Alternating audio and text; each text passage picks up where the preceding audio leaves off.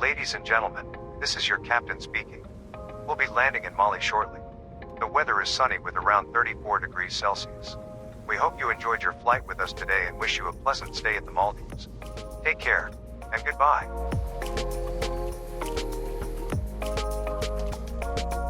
Touchdown on Maldivian soil. Welcome to Valina International Airport. Our journey to Coco Palm Dhuni Kolhu has now officially begun.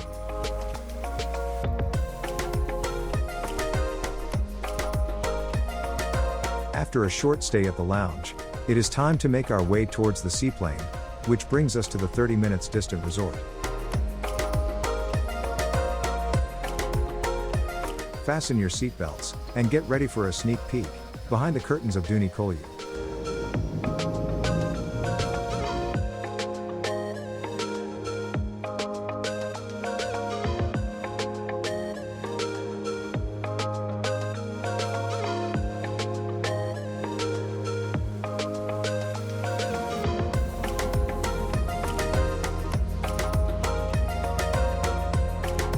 Finally, after more than 12 hours of traveling, our final destination is in sight.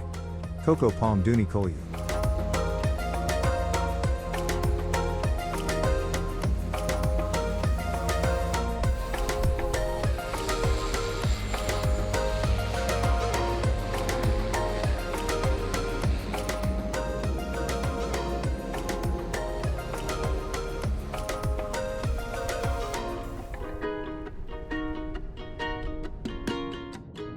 Welcome to a place of extraordinary nature. A place filled with peace and silence, and a concept that is very unique among the Maldives. Preserving the environment and the natural habitat of the local animal species is a huge part of the island's ideology. You can find handmade wooden signs all over the island, sometimes with information that you didn't know.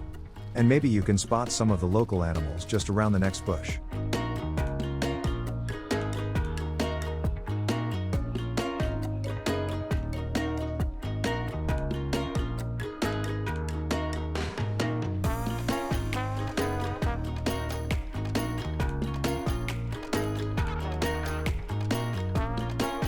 The silence can be misleading when you think that not much is going on here on the island. Let us dive into a world that is usually hidden from its guests.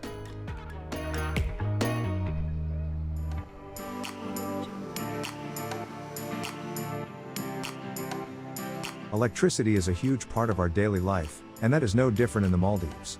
With a hidden powerhouse, the staff can provide electricity for the whole island. My name is Ahmed Shakib. I'm the chief engineer at the resort. Powerhouse panel room is where we control the generators as well the outgoing of electricity to the other areas. We have in total 4 generators. Currently in use is number 2, which is 1 megawatt. Number 1 is at the moment under maintenance, and 3 and 4 is in standby. Having these generators is essential for the resort, but new plans for solar panels are in discussion for environmental purposes. Drinking a lot during these temperatures is very recommended, but drinkable water in the Maldives is hard to find. To solve that problem, the island has a clever solution for that. The process we are using currently is reverse osmosis. Through membranes by reverse osmosis, seawater is being purified to drinking water. In general, per day, the water consumption is around 200 cubic meter per day. Which is quite a number to handle in one day. But this concept is much more environmentally friendly than importing the same amount in soda cans to the island. We have a water distribution system. Through this system, we pump the clean water into the island. And from there, it is accessible in significant places on the island, like restaurants and bars. We have a pipeline plan. So if anywhere got any problem with the pipe get damaged, we can still turn off that specific area. And that allows for a quick repair in case of a defect. Back to drinkable water. With the help of reverse osmosis, the seawater is now clean and drinkable. Now the reusable glass bottles can be filled and distributed with the help of Didi. Empty bottles from every outlet and housekeeping coming from here. So this is the empty bottles. So we will remove the cap and we put inside and the bottle we keep in the holder. Then we close the machine. And the machine takes care of the rest. With the help of cleaning chemicals, the bottles get sanitized and ready to be distributed around the island again.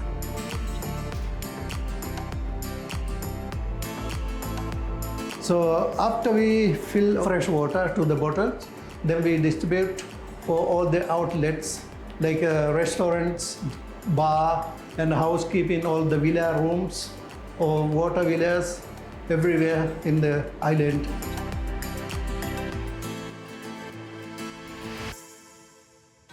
A project that keeps growing of importance is the Chef's Garden. It is the recipe for every great meal on the island and the chef's personal responsibility. Hi, welcome to Chef Garden. This is our homemade garden, Coco Palm Dhuni Kolhu, which we create here to make our kitchens more sustainable way of production. Therefore, we are using many herbs from this garden. So we stop buying the herbs which is using a lot of chemicals from elsewhere. We are making home garden with the homemade fertilizers. Having access to fresh vegetables, herbs, and other recipes is crucial for restaurants. It is an easily accessible and sustainable way to keep the kitchen supplied with the most used products.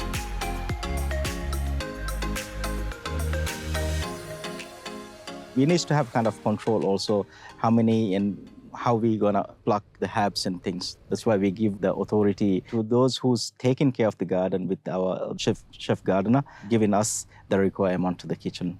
I'm Priyantha. My designation is Chief Gardener here. I have been working here for a long time, almost 20 years now. Our daily routine starts with watering. We do watering as early as possible because or else if we water later, the evaporation is too high, and also we water in the late afternoon. And after watering, we do other gardening tasks like the propagating plants, planting, making beds, weeding, all these kind of jobs. We have these Maldives native plants that can be easily grown in this climate and in this soil. And now we have program. We have started program to propagate more and more fruit-bearing plants on this island. There are also natural problems that come with a garden, but there are clever ways to deal with them without using chemicals. So these plants, you can see these plants have been attacked by a pest. It's called whiteflies. To control this, we use an organic pesticide. It's a neem oil. Not only pests, but also animals can cause harm to the garden. The coal bird is known for his appetite on the island. This is done by cuckoo birds. Actually, we don't want to control them. They are also part of this habitat. Cuckoo birds or coals are known and beloved for their voice, and many guests might have noticed their appearance, but these shy animals are rare to spot. I'm so happy to have it. The freshness, especially the herbs, the mints, the basils, and then we have rocket leaves. We have also local salad leaves. We have bananas, homegrown bananas. We have vegetable banana, ash plantain, and then also sweet banana. So the ash plantain, which is vegetable banana, is only we produce required amount for our resort, for both for the guest and as well as for our staff. And then we have every Thursday, we have supply day. So it's the main supplies coming on Thursday. That's the best day of the week. I'm gonna see those, the fresh homemade garden items in the kitchen. Freshness is the key word that describes this garden the best, with it being one of the easier ways to keep the amount of imported goods low. But with all the different vegetables and herbs that grow here, there is one that particularly stands out. Eggplant is produced like 20 to 30 kilo a month, which is, let's say, the half of the amount that we are using in one satellite kitchen. I'm happy to say we are self-sufficient with mint and basil, sweet basil. And nowadays we are enhancing our garden. We want to expand it. Now we have started to replant, making beds again by using compost and all. We do make our own compost here. We are using wet garbage from the kitchen, from all the kitchens, including this fish refusals and all. We never throw them, we never dump into the sea. Instead, we are using in our gardens. Sand is dry and far away from being nutritious, anything but well suited for planting. Still, the staff made it possible by using a few tricks to get around these issues. We have to improve the texture of the sand. This is too sandy. So the sand needs more and more organic items, humus making items. This is how we make new vegetable beds, planting beds. First we dig up around 15 inches deep. Then spread in the bottom, we spread decayed leaves or the palm leaves. After that we dump all the kitchen wet garbage and covered with sand and let it decompose for around 15 days, then turn. The recipes that are used for the planting beds are also local products, but what is it and how does it work? Let's have a look.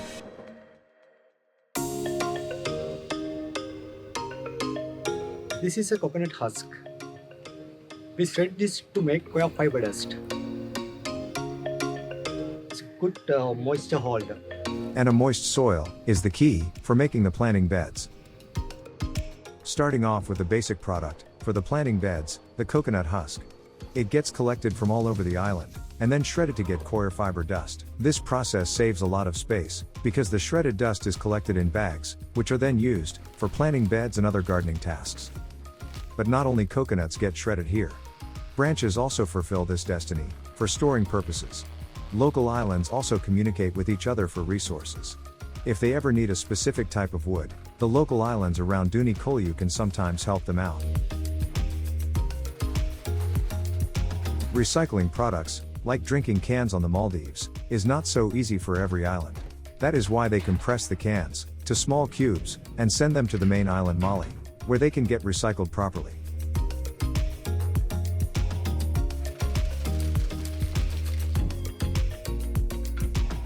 The management is trying to implement the recycling techniques to Dhuni Kolhu soon, which simplifies the process a lot in the future. Wooden signs are present all over the island and are useful for guidance. But what you might not have guessed is that they are not industrial or imported, but self-made on the island. Not only signs, but furniture as well, is made in the island's own workshop. Handmade products, crafted with attention to detail, add to the island's natural appearance.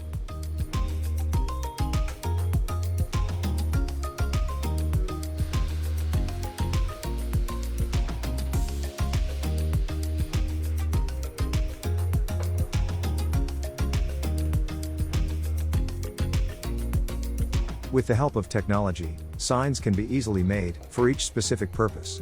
This out sign is supposed to be used as an exit sign for the Olive Ridley project, which we talk about later. Have you ever heard about coconut honey? Probably not, if you are not from the Maldives. Also, what is a toddy? What processes does it require to make it? And how long will it take for the honey to finally be served to the guests in the restaurants? Chef Faiz will tell us about the processes and give us the insight about this tasty nature product. To make it coconut honey, first of all, we need to collect the toddy from the coconut flowers. This is the tactics or the mechanism we are collecting the coconut toddy. With the coconut shell, we make the jar. It's very nice. And then this is the coconut flower. From these flowers, end of the flowers, we put this container, and then drop by drop it will fall in this container. These flowers produce the unique tasting juice, which will be used to produce the coconut honey. But toddies vary in quality. To determine the quality, the toddy master will look at the consistency and the taste.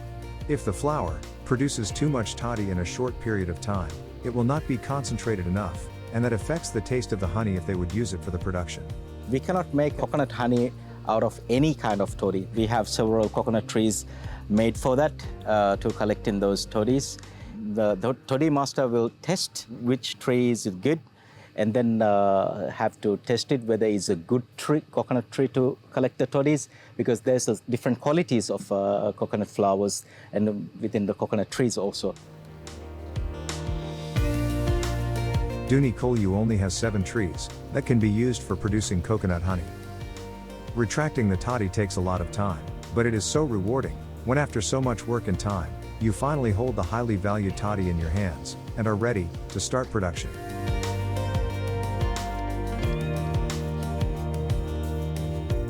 Normally, toddy plants will produce 1 liter a day. We are collecting twice a day, so 1 liter, and then combine all these 7 trees that we have on the island. 2-3 days collection, we start the producing the coconut honey. We are using the coconut shell ladle, which is no aluminium or any industrial made one. It's a homemade ladle we're using, and then we have to cook hours. This process is to take hours to make it thicker and then make it smoother. So low heat, let's say 2 to 3 hours, this whole preparation will take. Until it is finally ready to be served in the restaurant.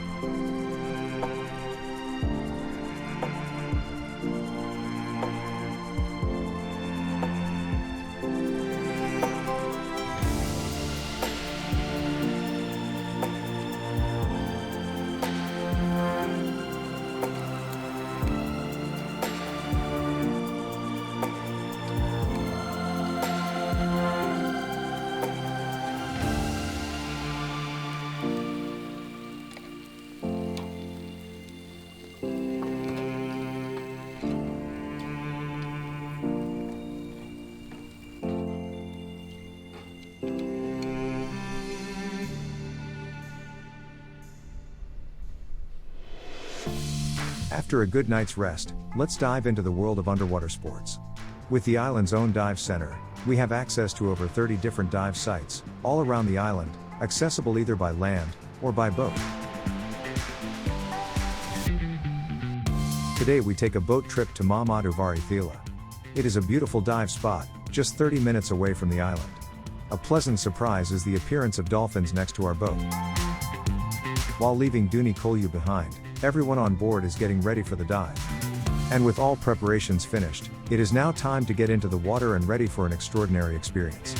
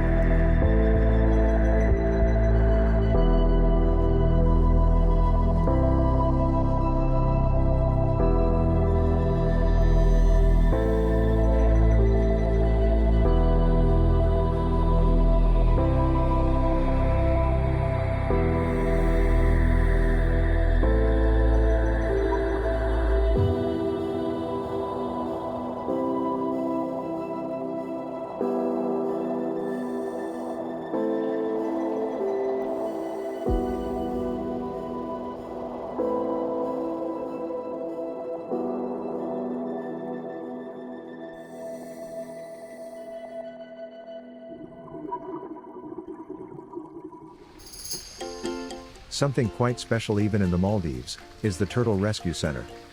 But what do turtles need help for? My name is Dr. Minnie and I'm the resident sea turtle veterinarian for the Olive Ridley Project. The Olive Ridley Project is a UK-based charity that was founded in 2013, primarily for the purposes of protecting sea turtles and their habitats here in the Indian Ocean. There are a lot of different threats to sea turtles, and we do work to mitigate the threats of all many different kinds, but primarily what we see here is entanglement in ghost gear, which is discarded fishing nets, and that affects about 80% of our patients. A lot of the patients, a lot of that number will come in within a specific time frame. So we receive the sort of majority thereabouts of our patients between December and March, where we have what we call the northeast monsoon, and that brings the nets in with much greater frequency, meaning more entangled turtles. So we see a lot of them at that point. With around 40 to 45 patients a year, the staff is quite busy, handling the different needs for the turtles. One of these more common needs is solving their buoyancy problems, which makes them incapable of diving.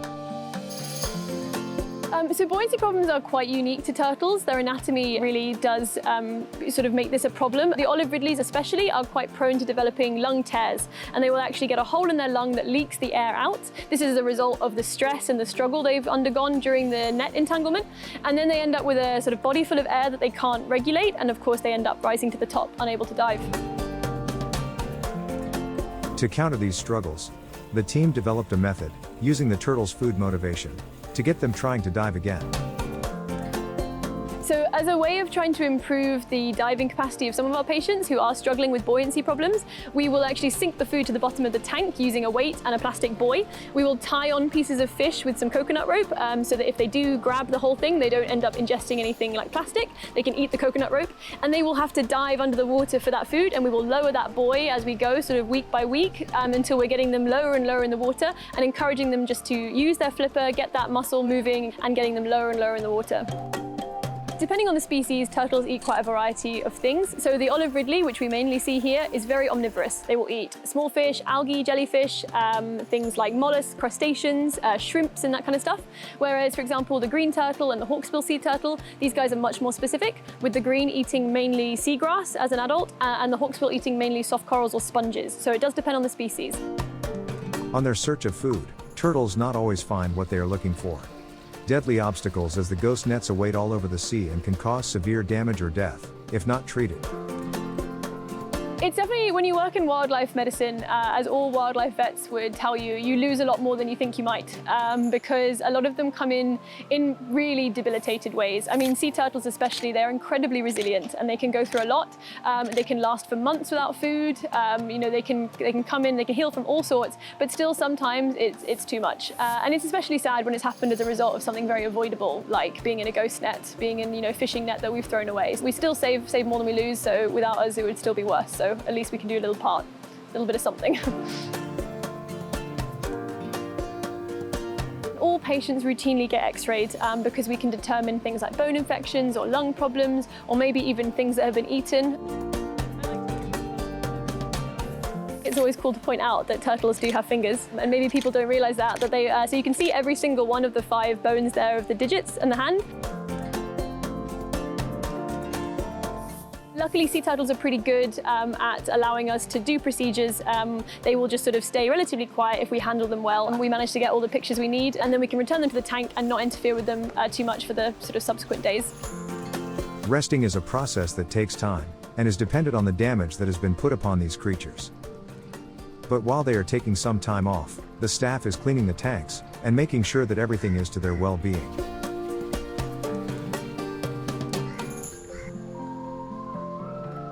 Providing the tanks with fresh water and removing the dirty is essential for the cleaning process. To quickly exchange the water, 2 pump stations have been installed. These pump stations bring enough power to remove all the water from the tanks for cleaning, and later then fill up the tanks again. Below the surface of the shafts, the pipes are connected between the open sea and the tanks. My favourite part about being a sea turtle vet, I love working with sea turtles. I think working with wildlife and in conservation is a really rewarding job, and especially working with sea turtles. They are such interesting animals. They have been around for over 100 million years, unchanged. They are much older than we are, and as a result, they have been so well adapted to their environments.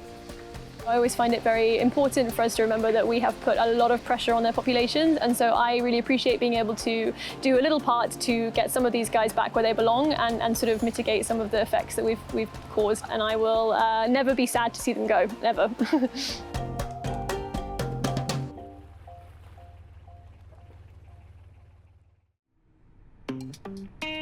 And this is it. The end of our journey to Dhuni Kolhu. We hope you enjoyed the insides. Let us know if there is anything we have missed. Kind regards and bye-bye, from Coco Palm.